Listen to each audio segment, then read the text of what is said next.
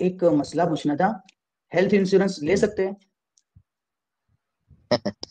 Health insurance کا مسئلہ ایسا ہے کہ دیکھیے ابھی تک اکثر مفتیان کرام نے اس کو منع ہی لکھا ہے، یعنی ناجائز لکھا ہے، جیسے دارالعلوم دیوبند کا فتویٰ ہے اور بھی بڑے بڑے جو مفتیان کرام ہیں. لیکن کچھ مفتیان کرام جیسے ابھی حضرت مفتی خالد سیف اللہ رحمانی نے اپنی ایک رائے پیش کی ہے.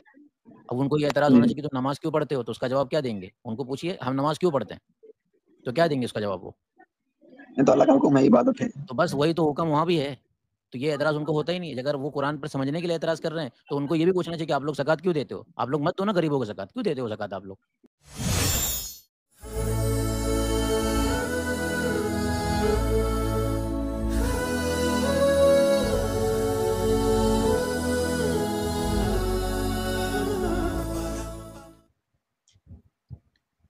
السلام علیکم مفتی صاحب.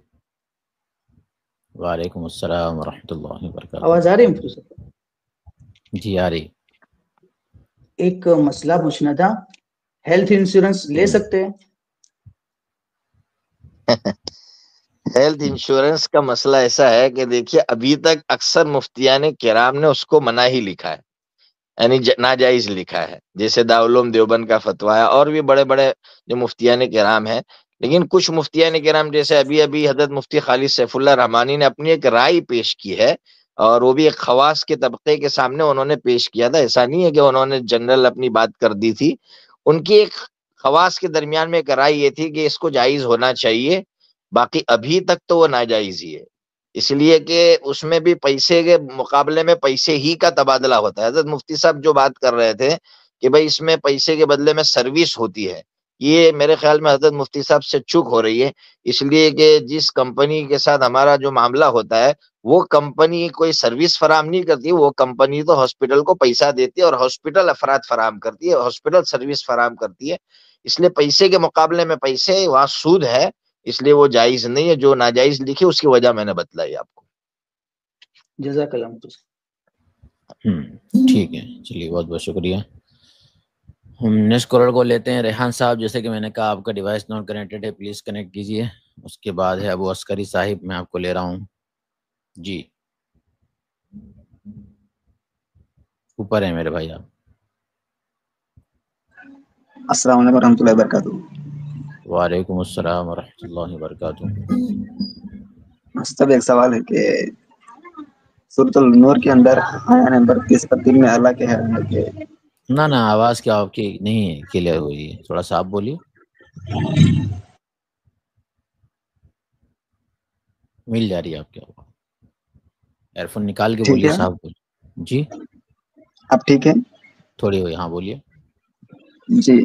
سورۃ النور کے اندر آیا نمبر 30 پر 3 کے اندر اللہ کہہ رہا ہے کہ ان باندیوں کو مجبور نہ کرو جو دنیاوی مال کے لیے، جسمانی فروش کام کے لیے ان کو مجبور نہ کرو. اگر کوئی اس طرح کا کام کرتا ہے تو اللہ مہربان ہے اپنے بندوں پر. کیا ہم اس کو کس طرح دیکھا جاتا ہے کہ اکثر لوگ کہتے ہیں کہ یہاں پر ریپ کرنے کے لیے بھی اللہ اجازت دیتا ہے جو باندھی عورت ہیں، تو یہ کیسا مطلب کہ سوال بنتا ہے یہاں پر. اکثر لوگ کہتے ہیں. مجھے جی مفتی سمجھ میں نہیں آیا بھائی کیا کہہ رہے. آپ نا میرے تھوڑا خیال میں وہ آیت پڑھ رہے لا تکرہوا فتياتكم على البغاء ان اردنا تحصنا لتبتغوا عرض الحیات الدنیا. میرے خیال میں یہ جی آیت پڑھ رہے وہ کہ لا ہاں تکرہوا فتياتكم، اپنی باندیوں کو مجبور مت کرو، علی البغاء، زنا وغیرہ پر، ان اردنا، جی اگر جی وہ جی چاہتی ہے بچنا، پاک دامن رہنا. یہی اسی آیت کے تعلق سے پوچھ رہا ہے نا بھائی. ہاں 30 پر 3 جو 33 آیا تھے سورہ نور کے اندر. ہاں تو کیا پوچھنا چاہتے اس آیت کے تعلق سے؟ جو لاسٹ میں اللہ کہہ رہا ہے کہ ان کو مجبور نہ کرو اس کام کے لیے جو لوگ راضی نہ ہو. ہاں اس طرح کا کیلکولیشن ہے. تو اکثر لوگ کہتے ہیں یہاں پہ اللہ کیسا اپنا بندوں کو یہ کام کرنے کو کہہ رہا ہے، پھر مجبور ہونے پر معاف کیسا کر رہا ہے. کیا کوئی سمجھ مسلمان میں نہیں.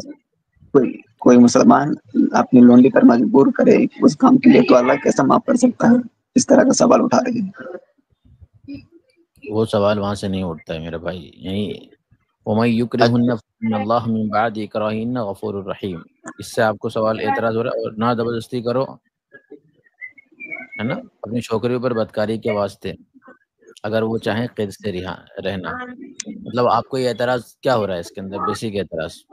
میرے خیال میں ہاں وہ یہ لیکن سمجھ رہے ہیں، ہاں میں سمجھ گیا ان کا سوال.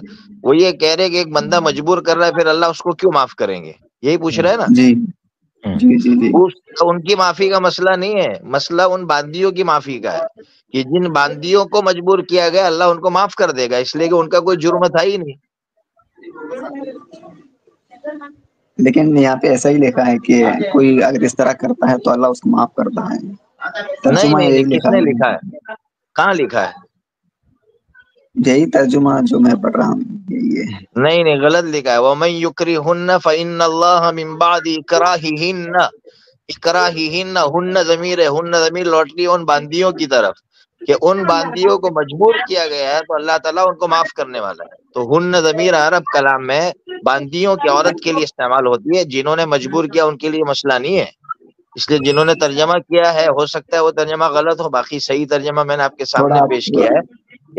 تھوڑا جی آپ اسکرین کی طرف کر سکتے ہیں کیا، یا تاکہ لوگوں کو بھی جسے کہ یہاں پہ اصل ہے کیا جو یہ لوگ کہہ رہے ہیں کہ اس طرح کے آیت قرآن میں کافی موجود ہے، ہمیں سمجھ نہیں آ رہی نہیں تھی وہ کہ غلط کہہ رہے ہیں. میں آپ کو وضاحت میں نے کر دی آپ کے سامنے کہ وَمَن يُكْرِهُنَّ جو ان کو مجبور کرے گا فَإِنَّ اللَّهَ مِن بَعْدِ إِكْرَاهِهِنَّ ان کو مجبور کیا گیا، یعنی جو باندیوں کو مجبور کیا گیا تو اللہ تعالیٰ معاف کرنے والا ہے، یعنی باندیوں کو معاف کر دے گا. جس نے مجبور کیا اس کو معاف نہیں کرنے والا ہے، اس کی تو پکڑ ہوگی. اللہ تعالیٰ نے اس کو منع کیا، پھر کیسے معاف کرے گا اللہ تعالیٰ؟ البغا کا مطلب ہم یہاں پر کیا لے سکتے ہیں؟ وہی عورتیں جو البغاء زینا. جی جی اچھا. تو ایک اور سوال ہے کہ سورۃ البقرہ کے اندر آیا نمبر 230 کے اندر 230 کے اندر کہہ رہا ہے کہ اگر وائف طلاق دے اپنے پہلے شوہر کو تو اس کو واپس جانے کے لیے کیوں یہاں پر دوسرے شوہر سے شادی کرنے کے لیے شرائط ہے مفتی صاحب؟ کیا بول رہے ہیں؟ اگر خواتین اپنے شوہر کو طلاق دے پہلے شوہر کو تو واپس اس کے پاس رجوع کرنے کے لیے دوسری شادی کیوں کرے عورت؟ تو آپ یہ جو سوال پوچھ رہے ہیں یہ اپنے لیے پوچھ رہے ہیں جی آپ کی کسی غیر مسلم کے لیے پوچھ رہے ہیں؟ نہیں ہمارے گھروں کے اندر اکثر یہی سوال آ رہے ہیں، جی لوگ تو جو ان کو عیسائی ایسا بولیں مشنری ہیں یہ لوگ تو کرتے ہیں. جی تو نہیں اپنے گھروں کے لیے اگر پوچھ رہے ہیں مسلمان سوال کر رہے ہیں یہ. ہاں لوگوں کی اسٹوڈنٹ اسکول میں جاتے ہیں تو وہ لوگ جی اس طرح کے سوال کرتے رہتے ہیں. تو ان سے یہ سوال کریے کہ نماز کیوں پڑھتے ہیں؟ وہ تو عیسائی ہے نا، کیونکہ ان کے کالج کے اندر ہم لوگ جانا پڑتا رہتا ہے. میں تو آپ سے پہلے یہ کہہ رہا ہوں کہ یہ سوال آپ کا خود اپنا ہے، اپنے خاندان والوں کے لیے کسی اور کے میرا لیے؟ نہیں، میرے طرف سے نہیں. لوگ کہہ رہے ہیں کہ اس طرح کی آیت قرآن کے اندر ہے تو ہم انسان ہونے کے لحاظ سے ہم کس طرح ان کو دیکھتے ہیں، اس طرح کے ان کے سوالات ہیں. تو سوال کرنے کیونکہ والا کون جانکاری ہے؟ عیسائی ہے؟ یہ تو غیر عیسائی ہے. مسلم ہے. ہاں وہ غیر جی مسلم ہے. جی جی جی جو غیر مسلم ہے تو پھر اس کی بائبل لے کر آئی جائے گی. ٹھیک ہے، غیر مسلم کو قرآن کریم پر اعتراض کرنے کا کوئی حق ہی نہیں ہے. پہلے تو اس سے اس کے بیسک یعنی اصول پہ بات کی جائے گی، اس کی آئیڈیالوجی پہ بات کی جائے گی. تمہیں حق ہی کیا کہ تم قرآن پہ بات کرو؟ تم تو سب سے پہلے یہ ثابت کرو. جی جی وہ اس ہیومینٹی پہ آ جاتا ہے. نہیں ہیومینٹی نا، آپ جتنے بھی حضرات جو ہیں جو غیر مسلموں سے گفتگو کرتے ہیں یہی تو مسئلہ ہے. وہ 24 سے 24 اعتراض قرآن پہ کرتے رہے اور ہم قرآن کا دفاع کرتے رہے. کیا وہ کسی آئیڈیالوجی کو فالو نہیں کرتے؟ وہ یا تو کرسچن ہوگا، وہ یا تو ایتھیسٹ ہوگا، یا تو ہندو ہوگا. تو سب سے پہلے ہم یہ کہیں گے کہ آپ کی جو آئیڈیالوجی اس کے اوپر 40 اعتراض ہو رہے ہیں، تو آپ اپنی آئیڈیالوجی کو پہلے ڈیفینڈ کریں پھر قرآن کو سمجھیں. قرآن پر 2 طرح سے آبجیکشن ہو سکتے ہیں. ایک تو یہ ہے کہ آپ کو انڈرسٹینڈنگ کرنا ہے، سمجھنا ہے. ایک تو یہ ہے کہ آپ کو کیوں کیا اعتراض کرنا ہے. تو دونوں پرسپیکٹو سے میں آنسر کر دیتا ہوں. پہلا یہ ہے کہ بھائی اگر قرآن میں ہے تو تم لوگ کیوں کرتے ہو؟ تو بیسک سی چیز ہے، ایک مسلمان کے لیے خدا کا حکم ہی کافی ہے. اب ان کو یہ اعتراض ہونا چاہیے کہ تم نماز کیوں پڑھتے ہو، تو اس کا جواب کیا دیں گے؟ ان کو پوچھیے ہم نماز کیوں پڑھتے ہیں، تو کیا دیں گے اس کا جواب وہ؟ یہ تو اللہ کا حکم ہے، عبادت ہے. تو بس وہی تو حکم وہاں بھی ہے. تو یہ اعتراض ان کو ہوتا ہی نہیں ہے. اگر وہ قرآن پر سمجھنے کے لیے اعتراض کر رہے ہیں تو ان کو یہ بھی پوچھنا چاہیے کہ آپ لوگ زکوٰۃ کیوں دیتے ہو؟ آپ لوگ مت دو نا غریبوں کو زکوٰۃ، کیوں دیتے ہو زکوٰۃ آپ لوگ؟ تب تو نہیں کوئی اعتراض کر رہا ہے. آپ لوگ نماز کیوں پڑھ رہے ہو؟ تب تو کوئی اعتراض نہیں کر رہا ہے. کیوں؟ کیونکہ تمہارے اعتبار سے اچھا لگ رہا ہے. تو بھائی ہمارے نزدیک اچھا و خراب اللہ کے حکم پر ڈیپینڈنٹ ہے. اللہ نے حکم کر دیا کرنا ہے. یہ تو ہو گیا جواب ہمارا. اب ان سے سوال ہوگا. تو اب وہ ہو جی یہاں پر عیسائی تو سمجھ میں آیا نا بھی آپ سے انہوں نے گفتگو کی ہے اصول گفتگو کی نہیں. تو آپ مسلم، اس کے علاوہ آپ جتنے بھی مسلمان ہیں وہ ان سے بیسک کوشچن ان کی کرسچینٹی پر کریں کہ آپ تو چھوڑ دیجئے قرآن پر، پہلے تو ہمیں یہ سمجھائے کہ 3 1 کیسے ہو سکتا ہے. تو بچے کو پتا ہے کہ 3 3 ہوتا ہے، 3 1 نہیں ہوتا ہے. تو پہلے ہمیں یہ ذرا سمجھیے 3 1 کیسے ہوتا ہے، یہ سوال ان سے کیجیے. جی ہاں، یہ سوال کا جواب وہ دے دیں تو پھر آگے بڑھے. وہ نہیں دے سکتے اس کا جواب. تو جب ان کا اصول ہی صحیح نہیں تو ان کو بولیے آپ جائیے پہلے اپنے اصول کو صحیح کیجیے. یعنی آپ کا ہاں جو بیسک یعنی پرائمری جو ایشوز ہے اس کو کلیئر کیجیے آپ، پھر بعد میں آنا قرآن سمجھنے کے لیے. ان سے خالی اتنا پوچھ لینا کہ کون سی بائبل کو فالو کرتے ہیں آپ، خالی اتنا پوچھ لینا. وہ تو بس سمجھ رہے کہتے ہیں آپ ہم میرا؟ ہیومینٹی کی نظر سے دیکھتے ہیں. نہیں آپ پہلے بائبل کی بات کریں گے نا بھائی، بائبل 4 ہے نا، تو 4 جی بائبل میں سے کون سی بائبل کو آپ فالو کرتے ہیں، تو پھر ہم اس پر بات کریں گے انشاءاللہ. جی ٹھیک ہے.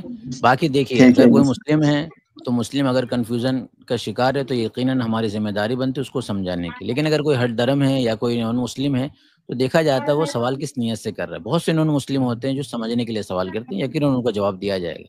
لیکن جب آپ کو اندازہ لگ گیا کہ بحث بازی کے لیے کرنے والا ہے سوال، تو پھر ان سے قرآن کے اعتراض کا جواب نہیں دیا جاتا. ان سے سیدھا ان کے اصول یعنی جو ان کے بیسک آئیڈیالوجیز ہے ان پر ہم کوشچن کریں گے. وہ کوشچن کا آنسر کرے پھر آگے بڑھے. ٹھیک ہے، چلیے.